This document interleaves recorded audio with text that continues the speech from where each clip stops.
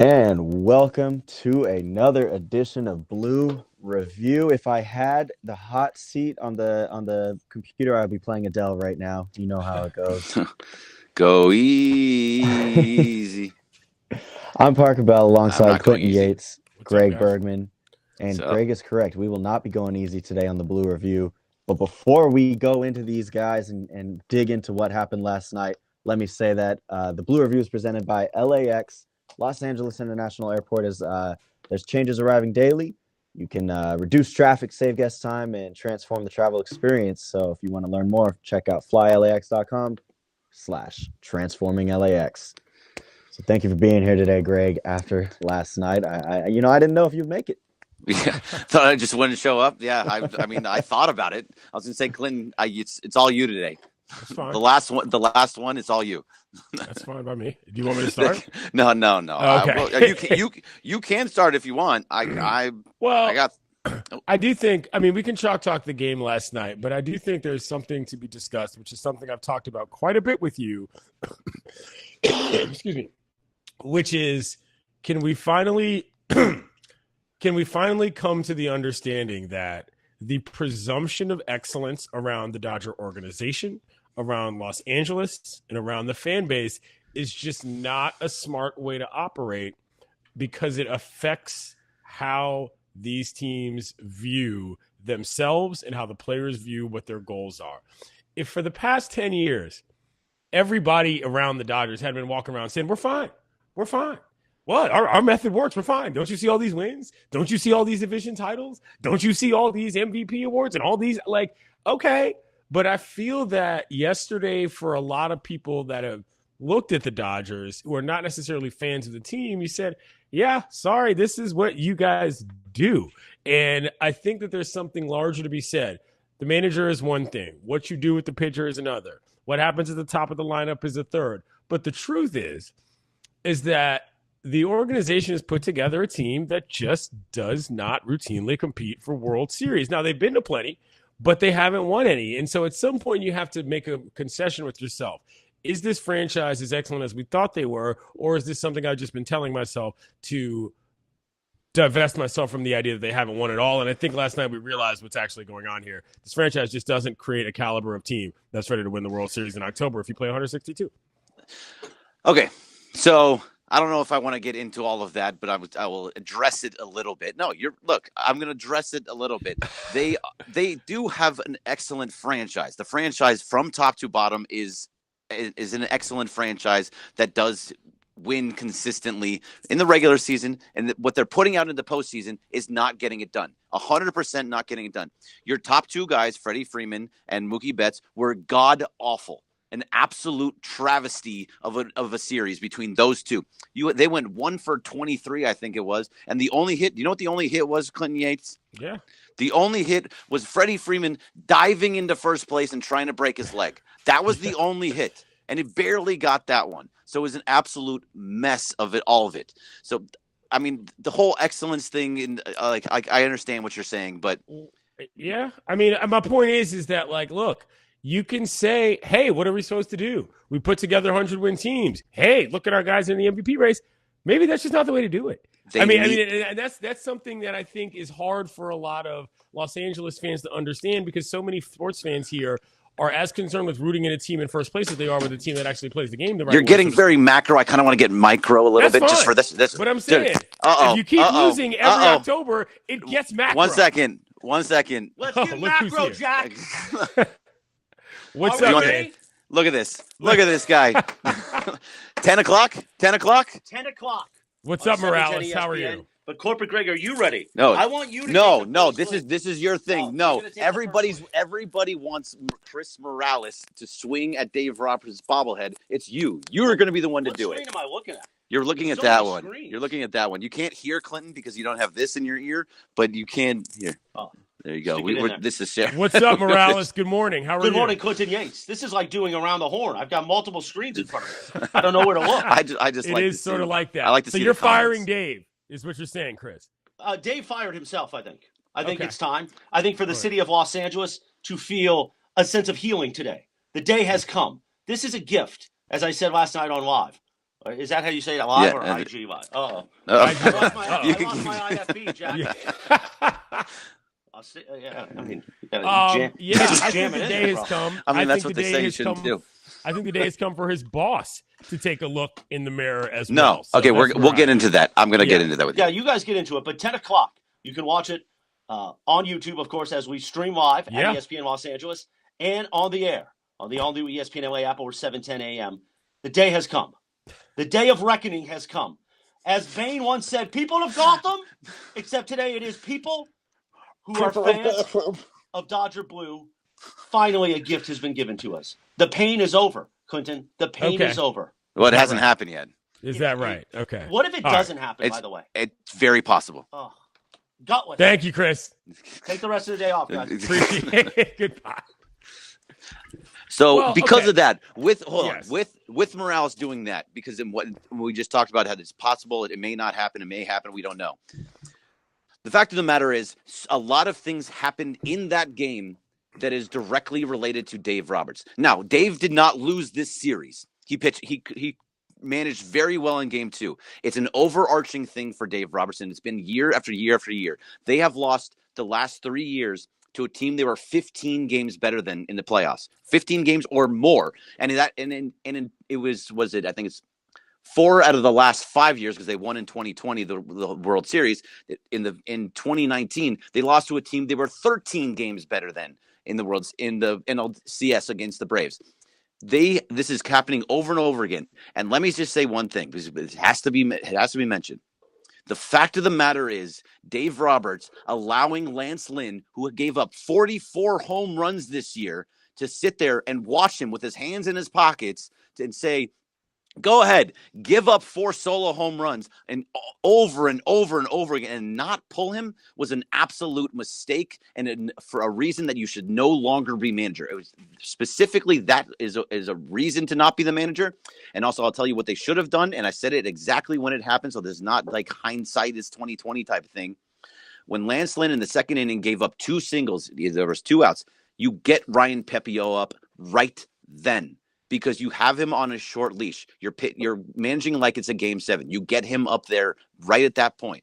Then he strikes out. I think it was Pham. He goes, once he gives up that first home run, you get Ryan Pepiot back up in the 3rd inning. And then after the second one, he's ready to go. He's warm, and you put him right in there, and you cut it down to 2 runs.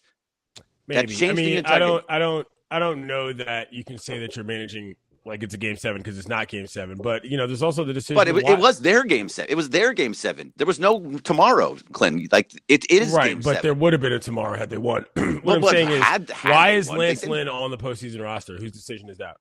That's Andrew Friedman. And what happened at the trade deadline when they needed pitching help? They got Andrew Friedman. Eduardo Rodriguez said no, and they also got Ryan Yarbrough, who they didn't even put on the roster. Now they didn't put on the roster the guy that they got, and one guy said no. Like, I guess what I'm just saying is, like, at some point you have to look at this and say, what are we putting together that leads us to the point where we can get over the edge? What's acceptable? And I've asked you this question plenty of times, because Dave can make mistakes, or Dave can make decisions that we don't enjoy as baseball fans or whatever. But like, I am at the point, just on the record, I am looking at Friedman, because it doesn't mean that what Friedman does is silly. It doesn't mean that it's incorrect. It just means it's ineffective. And at some point, you've got to wonder, man, maybe this system we've got of having the best minor league in the world is just not what's going to bring us commissioner's trophies. And that's something that you've got to kind of, think about if you're a Dodgers fan, because it's been 10 years, bro, of this. Like, it's not like this is a small sample size. This isn't just based on variance. This isn't just puck luck, as they say in hockey. They won one, and it was in a shortened season.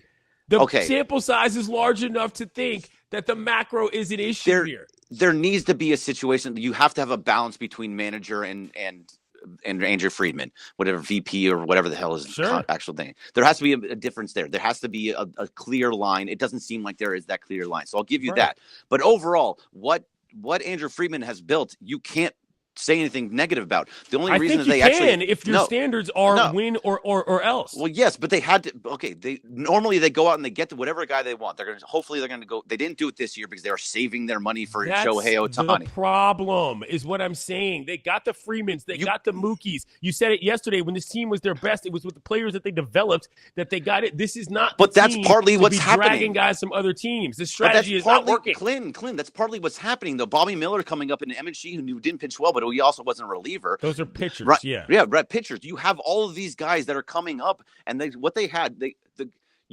Bellinger fell apart, and they had to let him go. That was a total thing. But Seager wanted to go and wanted to take that money. You can't force the guy to stay. He wanted to leave and make probably could have a offered massive him amount of money. You probably could have offered him that much. They don't normally do that. There's a way that they kind of work that, but I'm not putting this on specifically on Friedman because of what he does for the entire organization and gets them. You have to have somebody that can build you a 162 game winner just to get into the playoffs. No, you don't. You have to. This is my whole point. Yes, you do. I don't agree with that. You need someone that's going to build it.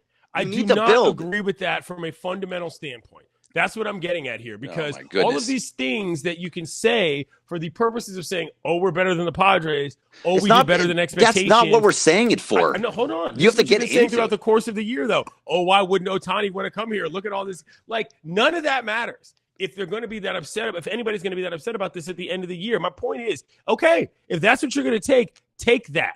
But there's no reason to be mad now when what normally happens happened. And that's kind of what I'm getting at here, is that at some point, as a fan base, you have to shift what the priority is on what actually matters, because you can't just walk around saying, we're fine, we're fine, we're fine. Oh, look, the same old crap. Which one is it? But who's walking around saying we're fine, we're fine, we're fine? We're all the people who seem to think that Ohtani should be showing up just because it's a better organization.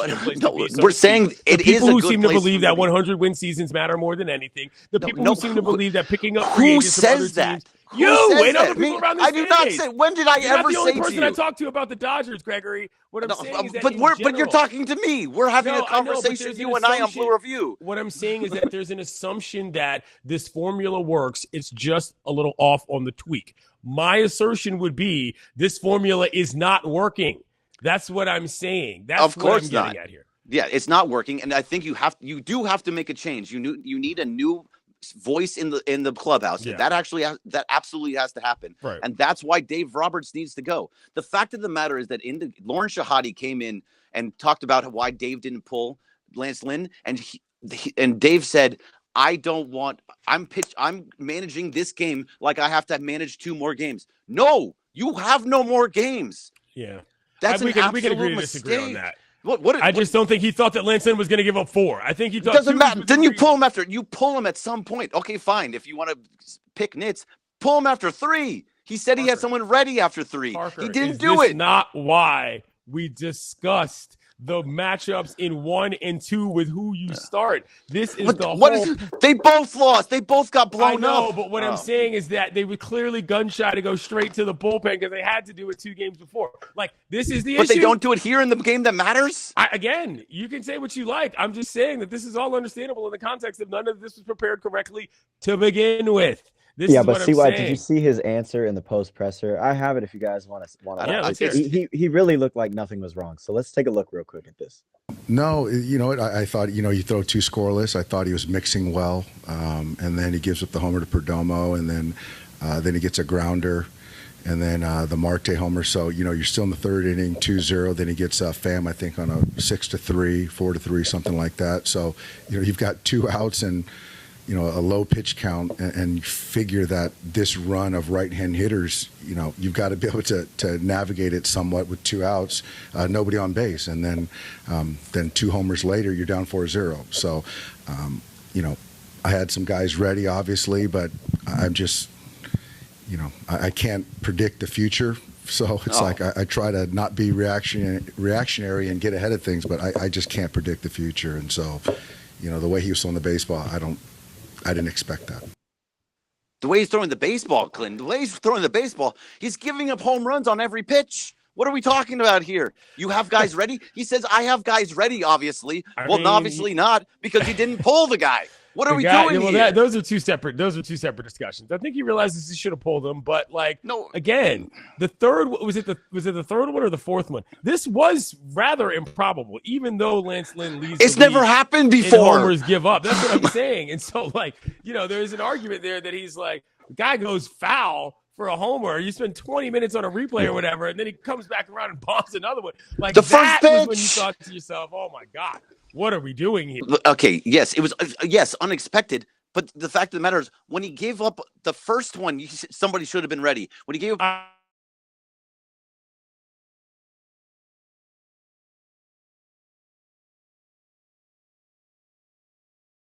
He shouldn't have gotten to 2, but after 2, you have to pull him away. You have to bring him out, especially if you have somebody ready. And to say that, like, I can't predict the future, you're the manager. You're supposed to stop that. That is on you specifically to pull him and bring in somebody else there.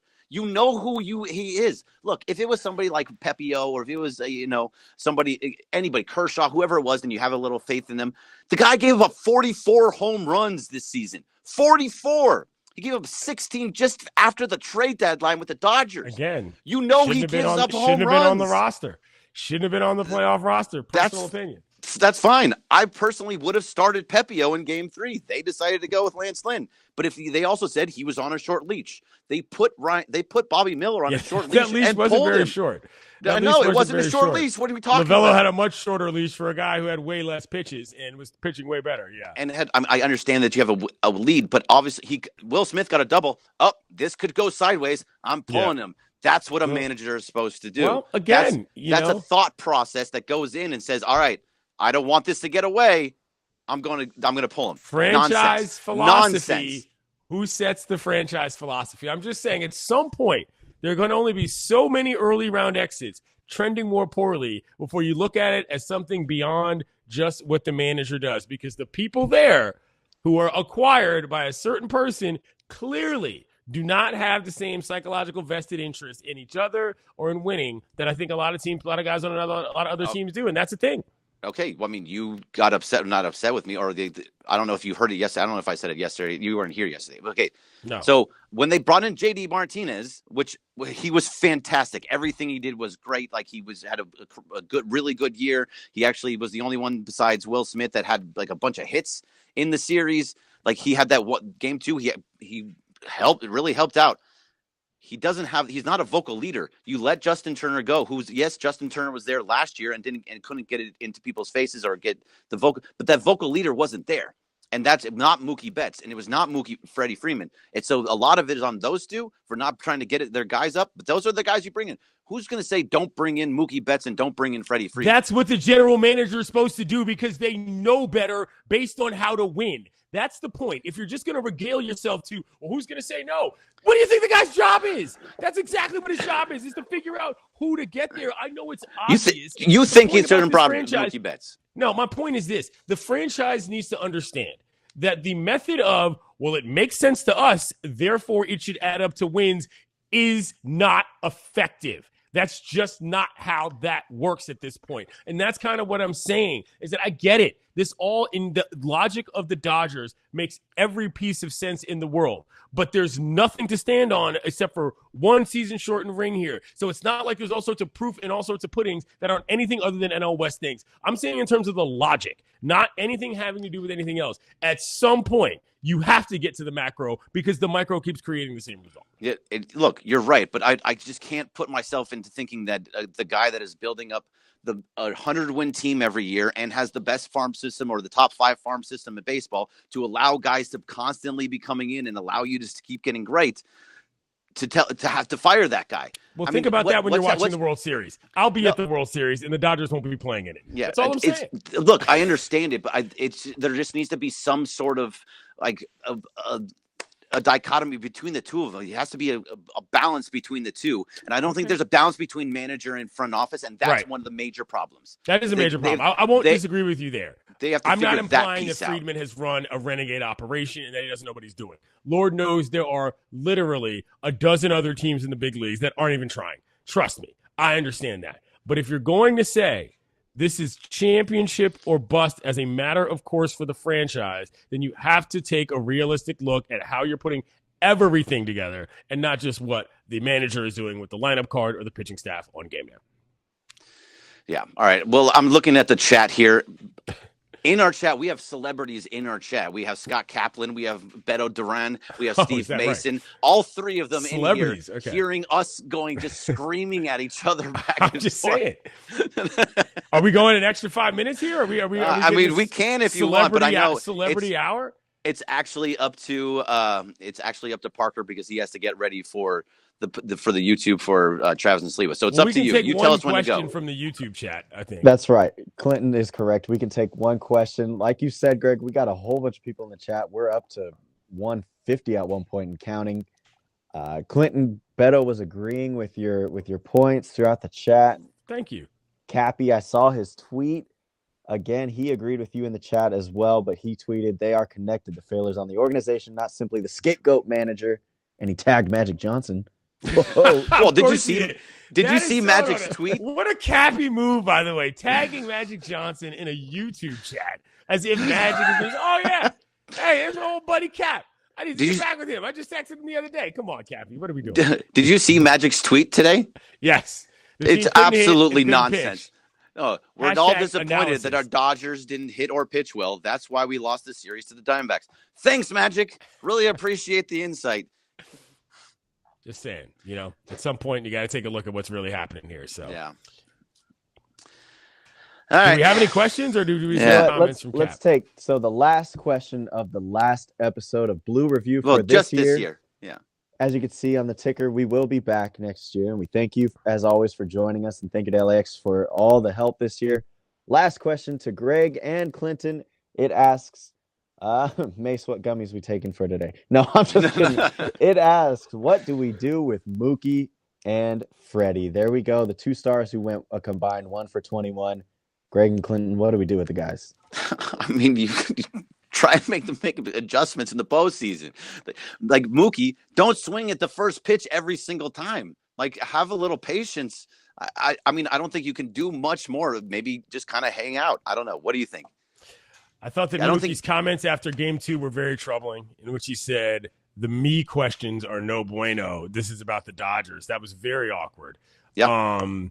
I think that, again, the guys don't care. They don't care. I'm not saying they don't care, but I'm saying if they're not going to take personal responsibility, what are you going to say? I don't know. Would you trade him? Like, what would you do to fix it? I would trade him. I'd probably have a conversation with him about, what does his role as a leader on this team look like? Because sure, he's a great player. Sure, he sacrificed his body playing a bunch of positions. That's what you do. He's a consummate professional. Don't get me wrong about that. But, again, baseball is a sport where you don't just run a simulation. You get guys that are going to make sense with other guys. Excuse me for cracking my screen. You get guys that make sense with other guys. And if you make a determination that Mookie is just not what you want, you've got to be able to wear that and say, hey, this guy wasn't the team leader we needed. Now, I don't know that I agree with that, but that's the point of knowing who your team is figuring that part out. And also, don't forget, the Braves got rid of Freeman for a reason. And that is crazy to think about. But the numbers are one thing. The gel is another. Not that the Braves are doing great, but they had a better regular season. I'm just saying, man. Like, this is the hard part. This is the hard part of what building a baseball team is. You cannot just play fantasy baseball and expect to be able to just turn in your card at the end of the playoffs, and get a trophy. It's just not how it works. One of those two guys, Freddie or Mookie, have to become a clubhouse leader. Not on the field leader, because they're doing that. They need to be a clubhouse leader, and they need to be someone that you can go to. And neither one of those guys is that. Neither one of them are a leader. So that's what they need to figure out. Who is going to be the leader? Who's going to be the voice in that room? And I don't know if they have one at all.